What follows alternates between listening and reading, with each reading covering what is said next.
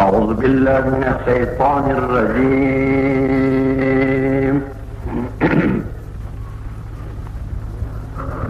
بسم الله الرحمن الرحيم.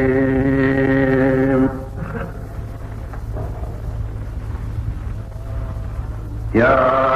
أيها الذين أوتوا الكتاب آمنوا بما نزلنا مصدقا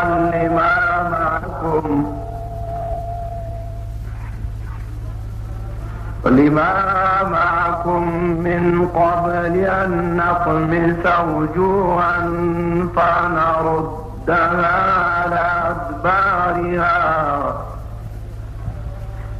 على أدبارها أو نلعنهم كما لعنا أصحاب السبت وكان أمر الله مفعولا.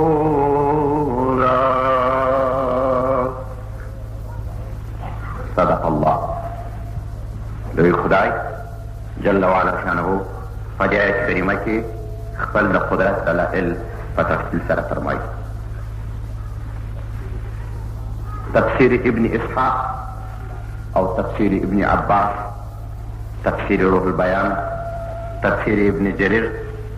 او نور تفاسیرو د دې آیت کریمه سبب د نزول داسې فرمایلی دي. یو ورځ ان حضرت صلی الله علیه وسلم مبارک د عبدالله بن سوریا، کعب بن اسید او داسې نورو مشرانو سره د یهودو سوال جواب کړو، تر څو چې رسول علیه السلام وجه یهودو ته وویل چې یا معشر الیهود اتقوا الله واسلموا. اے معشر، اے ډلې د یهودو وبېرېږئ د خدایه، اسلام راوړئ، پوه سئ چې په تحقیق سره زه تاسو ته یو حق پیغمبر یم، د هدایت دپاره ستاسو رالېږل شوی یم. نو دوی وویل چې ای محمد علیه السلام، تر هغه ساعته پورې موږ تا نه پېژنو او نه موږ پر تا باندې ایمان راوړو تر څو چې موږ ستا د نبوت یو حق دلیل او ښکاره سبب ونه وینو. په داسې حال کې وروره چې موږ دمخه تر دې آیت نه باید دا خبره وکړو چې همدې یهودو چې دا خبره کول د حضرت صلی الله علیه وسلم د نبوت صفا دلایل په تورات، انجیل، زبور او نور ما تقدمه کتابو پیغمبرانو رسولانو ټول په واضح ډول بیان کړي وو. ان حضرت صلی الله علیه وسلم نه یوازې د هغه وخت یهودو بلکې د نن ورځ کافرانو او د مخه تر وجود د ان حضرت سلام ټولو کافرانو د حضرت سرور کائنات فخر الموجودات صلی الله علیه و آله وسلم د نبوت دلائل، شپې، ورځې، تاریخ، د وجود، مور، پلار او د امت او د عبادت او د ټول کردار، افعال، تقوا، حسن خلق، زهد، دا ټول انسانانو همې پېژندله، همې پېژني. خو بیا هم دوی غوښته چې یو داسې دلایل لکه بعضو نورو پیغمبرانو چې د صالح علیه السلام په توګه اوښه د ډبرې څخه ورته راایستلې وه، یا مثلا موسی علیه السلام لکړه درلودل، یا حضرت عیسی علیه السلام مړي راژوندي کول. نو یهودو هم غوښته چې پر ان حضرت سلام باندې داسې یو فرمایشتي معجزه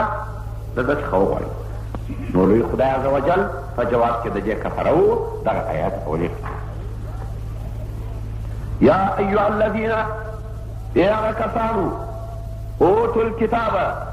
چې ورکړه سوی دی دوی ته کتاب، یعنې کتابیان، آمنو، ایمان راوړئ، بما نزلنا، په هغه قرآن باندې چې موږ نازل کړی دی، مصدقا لما معکم، چې دا قرآن تصدیق کوونکی دی د هغه تورات چې ستاسو سره دی، من قبل، یعنې دمخه تر هغه ورځې ایمان راوړي، ان نطمس وجوها، چې موږ به هواروالی راولو، یعنې هوار به کوم خان ستاسي، فنردها على ادبارها، یو وار به در هوار کو، یعنې در مسخه به کو، چې مخ و پز و تندی و خوله مو ګرد د خدا وای پر له درګډ وټ کړ او بیا به مو خان وګرځوم و طرف ته د شا یعنې مخ به مو څټ او تک به مو مخ او لعنهم او یا به لعنت وکړو موږ پر تاسې باندې کما لعنا اصحاب السبت لکه خاوندان د ورځې د شنبې هغه یهود چې د شنبې په ورځې ماهیان نیوله او رب العزت هغو ته خطاب د فکونو قردة خاسئین خطاب ورته وکړي چې سې بېزوګیانې خوارې وځللي او یا زره تنه بېزوګیان په پلو نو تاسې د وغه تر دغه ورځې چې یا مو مخام و شاته اړو در هوارې کو او یا مو داسې مسخه کو لکه خاوندان د ورځې د شنبې په زمانه کې د داود نو د مخه تر هغې ورځې تاسې ایمان او دغه کار چې خامخا به تاسې یهود یا مسخه کېږئ یا به مخام د شاوخوا ته اوړي وکان امر الله مفعولا دوی دغه حکم د خدای خامخا کېدونکی ګران وروره ستاسو لا هم اوس دې آیاتو پر اوس فکر نه شو ځکه د سامعینو د چرو او نقصو څخه د رنګ داسې معلومیږي پر دغه آیاتو پورې یهودو پر انحضرت صلی سلام باندې نهایت سخت جرأت کا په هر ډول چې د داسې انکار کړي چې علما وه چې د دوی پوهان وه د انحضرت سلام څخه انکار کاوه هم د ده په مخالفت ولاړ مګر پس د دغه آیاتو چې دغه آیات یو وعده د خوف ده خداوند ایمان راوړي د مخه تر هغه ورځې راوړي چې زه بیا داسې در سره کوم دغه آیات دوی په خوف کې واچول چې دغه مخان مو رښتیا شاته ونه ګرځي هوارې نه کړي او یا رامسخه مو نه کړي نو نه ور معلوم چې دغه په دنیا کې کله په آخرت کې وي او خدای وویل چې وکان امر الله مفعولا دوی دغه حکم د خدای خامخا کېدونکی نو روایت دی چې عبدالله بن سلام چې د علماو د یهودو څخه وو تر دغه ساعته پورې د ایمان نه وراوړ په پوهېدی چې قرآن حق دی رسول حق دی کله چې دغه آیات راغی نو دی و حضرت محمد مصطفی علیه السلام ته راغی او ویې ویل چې یا رسول سلام زه نه غواړم چې خدای زما مخ بلې خواته واړوي او یا یې رامسته کړي ځکه چې ستا په قرآن کې یو وعده وشول د یهودو سره او په داسې حال کې چې ته حقم یې کعب الاحبار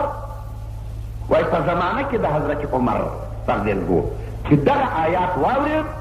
ده هم ایمان راوړ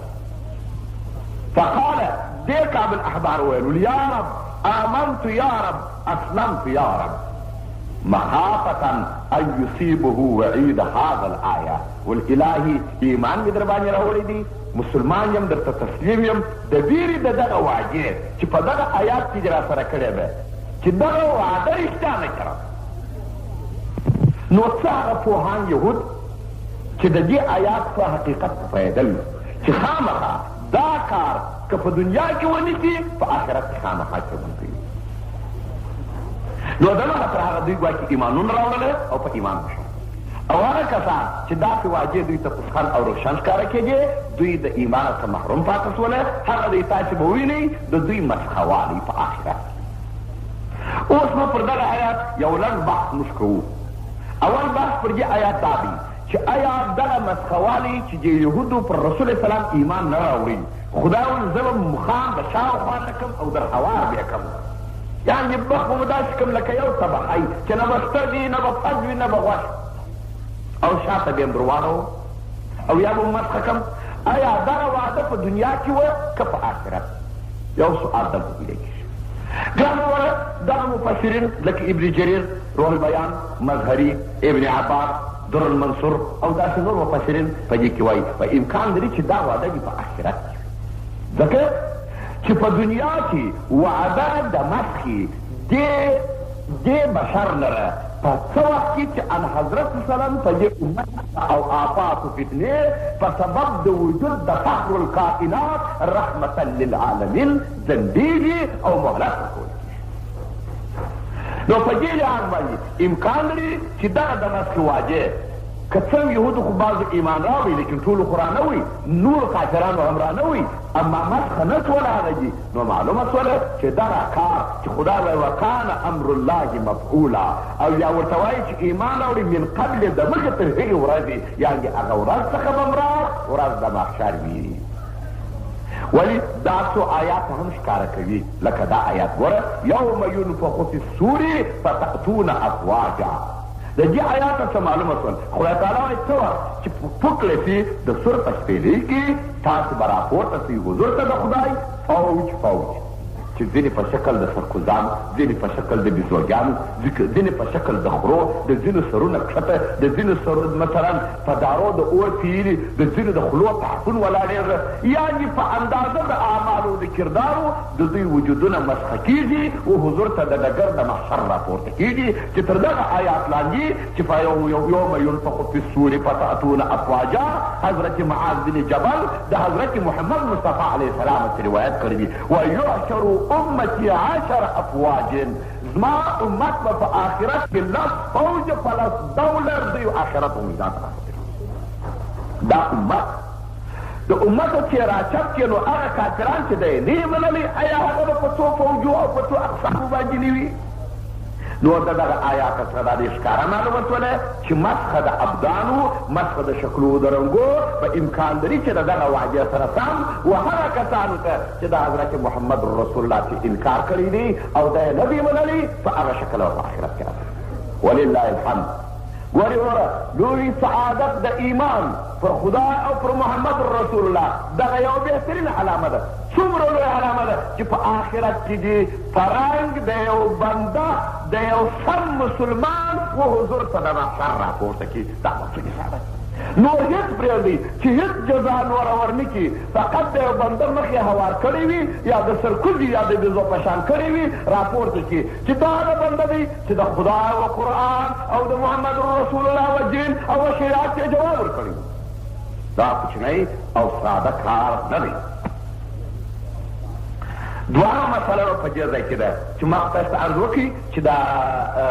مسخه به امکان لري چې د دغه آیت په سبب باندې یعنې په دنیا کې ځنډېدلي هو تفسیر د روح البیان داسې هم وایي دا هم امکان لري چې په دغه عصر زمان کې دي داسې اعمال د انسانو ته صادر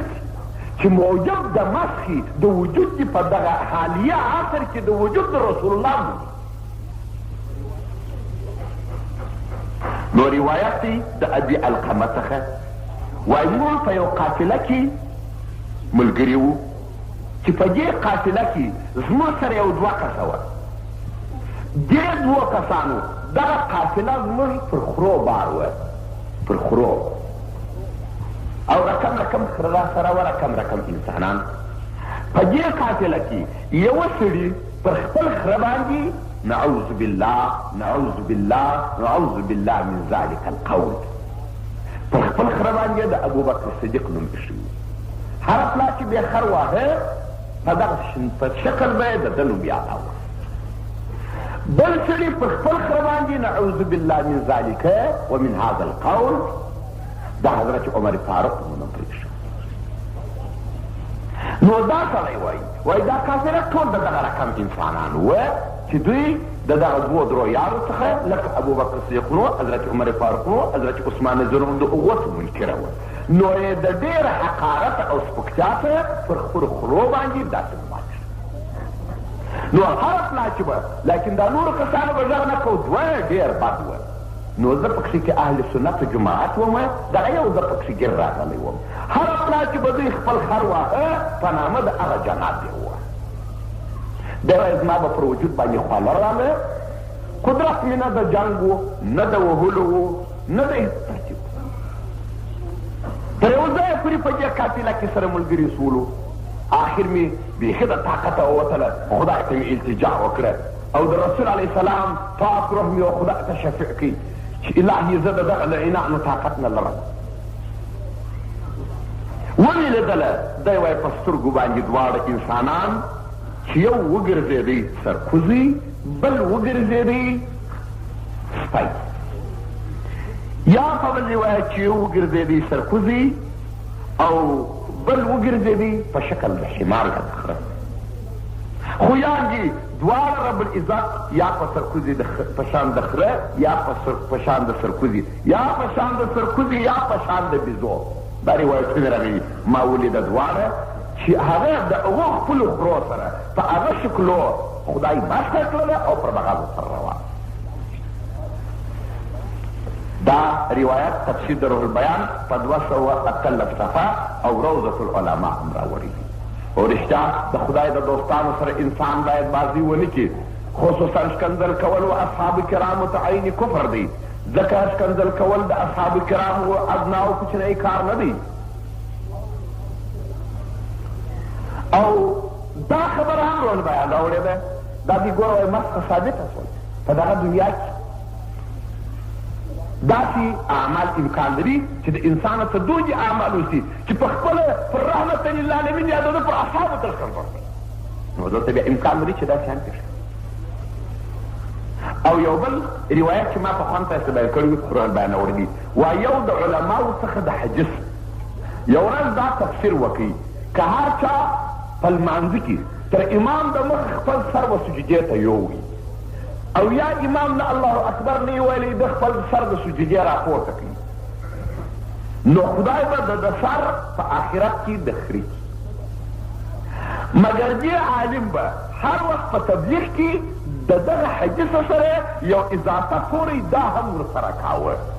په حدیث کې دا نه و، دې عالم به ورسره ویل ورګورئ که چا په دغه حدیث کې شک راوړی د هغه سر به هم ده. اوس خو نو په حدیث پورې اضافه خبره کول بیا بله ګناه ده.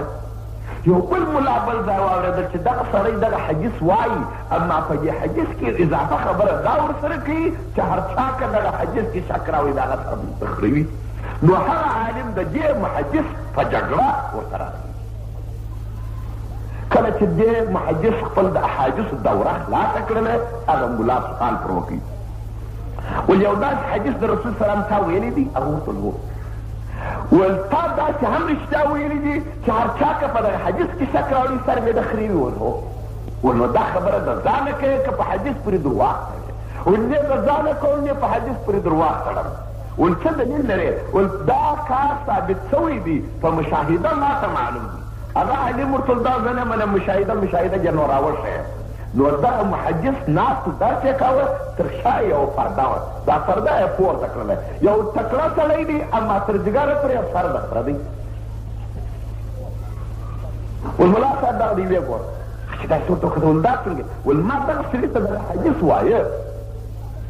چې که چا پر امام د مخه سر په سجده ته یووي یا یې راپورته کړي سر به یې د خري وي. دغه سړي په دغه حدیث کې زما سره دلایل ویل چې دا حدیث قابل دی اعتبار نه دی. څنګه نو سړی به سر د سجدې د مخې کې یا بیا څه دی؟ د دغه سړي په دغه حدیث کې شک راوړي فی الحال مسخه شو، دا دی دلته مې ساتلی دی. نو زه ځکه اوس هره ورځ د دې حدیث سره دا خبره اضافه کوم. نعوذ بالله من ذلک. خدا هغه کردار او اعمالو څخه دې مراد په حرمت د فخر الموجودات موږ ته پناه راکړي چې په دنیا او په آخرت کې به موږ مسخه کېږو. یوه خبره چې بله ډېره ضرور ده ګران وروڼو، هغه خبره دا ده چې باید وویل شي چې ډېر څه که مسخه د سر او د بدن نه وي، نو دغه امت د مسخې ته د زړو خلاصېدی نه شي. مسخه د زړو څنګه راځي؟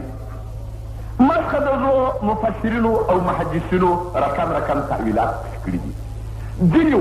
وایي هر بنده چې د هر شي اعمال کوي پر هغه دوام وکړي،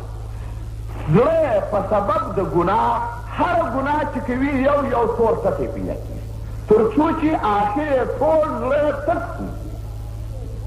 نو په دغه وخت کې د انسان پر زړه باندې قرآن ویل تاثیر نه کوي. که د ولي سره کښېني پر یوه سړي باندې د زړه د مسخوالي په علامه کې راوړي دي، وایي د یوه سړي باندې د ولي ناسته د شرابي ناسته تفاوت نه کوي. ولې زړه مسخه دی. که د شرابي سره کښېني هم په شکل د انسان ورته ګوري چې دا شرابي دی، که د ولي سره کښېني انسان ورته یعنې د ولي په فیض او د شرابي په شامت نه پوهېږي. ځکه چې زړه د انسان په شان د مرآت د هندارې دی. په هنداره کې که وروره د سلي مخ ښکاره کې سړی معلومېږي که په هنداره کې د سپي مخ ښکاره کې سپی معلومېږي مګر هنداره که خرابه سوله کې ښه نه سوله د ټولو مخان پکښې کې یو رقم دي در سره څه هم نه پکښې ښکاره نو ځکه رب العزت په باره کې د قساوت د قلوبو د اهل کفره و خدای تعالی وایي د دوی په حق کې وایي حتی زړونه د دې کفرو داسې دي کالحجاره او اشد من القسوه زړونه د دوی داسې دي لکه ډبره تر ډبره لا هم سخت نو یو قسم مسکوالي دا دی چې د دې مسکوالي ادنا کار نو دغه دی چې اوراد وایي تاثیر به نه معلومېږي دعا به کوي درک به نه معلومېږي ذکر به کوي په برکت به نه پوهېږي لمونځ به کوي په حضور به نه پوهېږي قرآن به اوري عمل به نشي په کولی اولیاء ورته به ورځي په تاثیر به یې نه پوهېږي ولو که کعبې او د رسول الله و قبر ته ورسې لا به هم په فیض نه پوهېږي زړه یې مختصور وي دوهمه طبقه د زړه د مسخې محدثونو او تفاسیرو او تصوفو راوړي دي هغه دا ده چې هر انسان چې د هر چا فعل کوي د هغه د فعل په شان یې زړه مسخه کېږي مثلا د مثال په توګه یو انسان شیطانت و فضولت و چغلي و خلق په شر اچول و جاسوسي و رپورټګرت و نور داسې افعال کوي د دغه انسان زړه به په شان د ګیدړې یا د بزو په شان ځکه چې دغه رقم تاثیرات په دغه حیواناتو کې موجود دي یو انسان وهل کوي څیرل کوي ټکول کوي خلق ووژني دغه زړه مثلا یو انسان ډېر خوراک کوي باید د ګاډیږي په شان خو په هر صورت په مثل د دې داسې نور هر څوک چې د هر چا اعمال لري یا کردار لري زړونه بې هغسې مسخه کېږي چې د هغو مسخهوالي علامه به دا وي چې د فیض و برکت او انوارو څخه به محروم دریم قسم مسخهوالي د زړه دا دی چې ګر سره به یو انسان چې ګناه ډېره کوي زړه به یې داسې مسخه کړي چې د ایمان نه بې ورواړي لکه څنګه ګرانو وزارو عبدالله بن احمد رحمت الله علیه وایي ما طواف کاوه پر بیتې باندې د رب یو سړی مې ولیدی چې د مکې په پوست پورې ځان مشلولی و او د بیت الله الحرام په دروازه کې خپلې منګولې جګې کړې وې او په فریاد باندې ژړل د ژړا عنوان یې دا و چې اللهم اخرجني من الدنیا مسلما لا یزید على ذلك شیئا دا دعا ده والخدایا بل شی نه در څخه غواړم ګر سره فقط تر دغه دنیا مې مسلمان در وباسئ دی وایي ما چې دوه درې طوافه وکړل نفس مې ورته تنګ سومه لوه سړی دا کور د رب العالمین دی دا دروازه داسې پر یوه شي مور ټکه وه مسلماني هم وغواړه دنیا هم وغواړه آخرت هم وغواړه پټه شان وغواړه رب غني دی پر هر شي قادر دی ولې د یوه شي خواست کوې ده به داسې ښکاره وی چې یوازې وي د دې دنیا ته مسلمان در وواسه بل شی نه غواړم دا بیا صفا ویل چې بل شی نه غواړم دی وایي ما نفس ورته اوس ده بیا راته وویله اوس ما معذره وبوله ما معذره وبوله زه د خدایه څه بل اضافه شی نه غواړم مسلمان دي مې آخرت ته بوځي بس ویل ما ورته سړیه پر دې کار دې زه نه پرېږدم زه ستا معذوره نه شم بللی دا لوی دربار دی خدای غني دی موږ پکې راځو څنګه داسې قسمې خواست کوې نو ډول راته وروړ چې بعد ما طواف خلاص زه به ستا څخه خبرې وکړم طواف چې خلاص نو یې راته وویل چې زما یو ورور و 40 کاله دی موزني وکړی او د موزني په باره کې راوړي دي وایي که چا 7 کاله پرله پسې اذان وکړي دی به ملګری د حضرت ابراهیم علیه السلام وایي 40 کاله د موزني وکړی قرآن یې ټول په یاد و د ورځې به یې روژه وه د شپې به یې ټوله شپه په تهجد او په عبادت کې ما مګر ومې لیدل چې یو ورځ په عین اذان کې چې د الله اکبر شروع کړه پر یو دیوال یو نصراني نجلۍ لکه اوس چې پر دې جواز یو نجلۍ راپورته شوه پر دې جواز یو نجلۍ نصراني راپورته شول او د ده ورته فکر سو زړه یې هغې خوا ته ولګ اذان یې ځای پر ځای پرېښوی رالې ښځې چې ورچیا ښځې زما څه بالا مسلماني پاته کېږي کنې ما وکړه نجلۍ ورته وویل چې ته مسلمان او زه نصراني ډېر سره لري تر څو چې نجلۍ دی په دغه ماموره کوي چې ده هم شراب وڅښل زنهار یې په غاړه کوي او کفر یې ورسره قبول کوي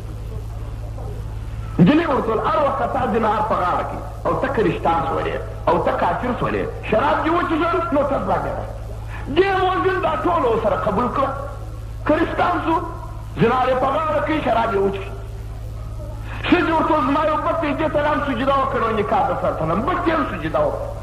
ول اوس خو نو نکاح ویل ډېر لرې یو ما ورته ته موزین سړی زما هېڅ شوق پر تا نه کښېږدي نو دا زما ورور رالی و هغه موزین خانې ته وختې د هغه ځای څخه لاندې څو پوښښت و بازار ته ځان را ایله کړي خسارت دنیا والآخرت نو ده وویله چې ما دغه رقم مسخوالی د زړه هم ولیدی چې د دونې طاعته سره یې خدای زړه په دغه یو جد واړه او مسخ یې کوي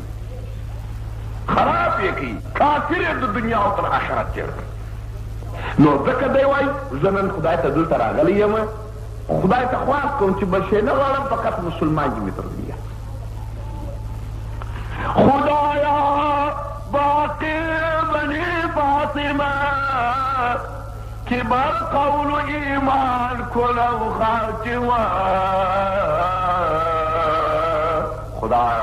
خدایا په حرمت د بی فاطمه زهرا چې لور د رسول سلام ده په شرافت ستا د پیغمبر زموږ عاجزانو خاتمه پر ایمان و اسلام باندې وکړه له مسخې څه د زړو موږ عاجزانو ته پناه او نجات راکړه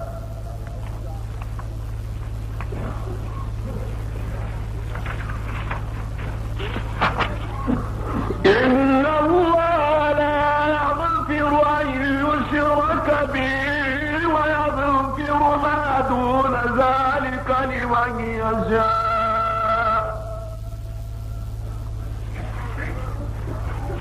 ومن يشرك بالله فقد افترى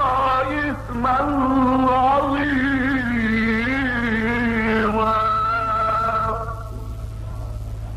ان الله بشک الله تبارک وتعالی چې دی لا یغفر بخش نه کوي ان یشرک هغه چاته چې شریک ونیول شي الله هغه څوک چې خدای ته شریک ونیسي هغه چا لره الله هغه چا لره بخش نه کوي ویغفر ما دون ذلک کم تر شریک چې شریک یې خدای ته نه یې نیولی خدای بخش کوم هغه چا لره لمن یشاء چې اراده نیسي اوسنو ولی ومن یشرک بالله هرڅوک شریک د خدای سره ونیسي فقد ابترا اسما عظیما ګواکې بار یې کوي په الله پورې درواغ ډېر لوی خدای له لوی درواغه او له شریکه څخه منزه دی او شریک نیول ان الشرک لظلم عظیم شریک نیول ظلم عظیم لو کان فیهما آلهة لفسدتا کچیری خدای لره فجی نظام الهی اسمانو مزکو کائناتو مخلوقات علویات و سفلیات کی رب لره شریک وای اوس به نظام د کائناتو پر لګت وای چون چې پاچی د مالک الملک پادشاه ده چاته د په پاچی او سلطنت و کار او قدرت کی شراکت او ملګرتوب نشته همدغه یو نظام دی چې د دنیا د ابتدا تر آخره پورې به دا دوام نیولی او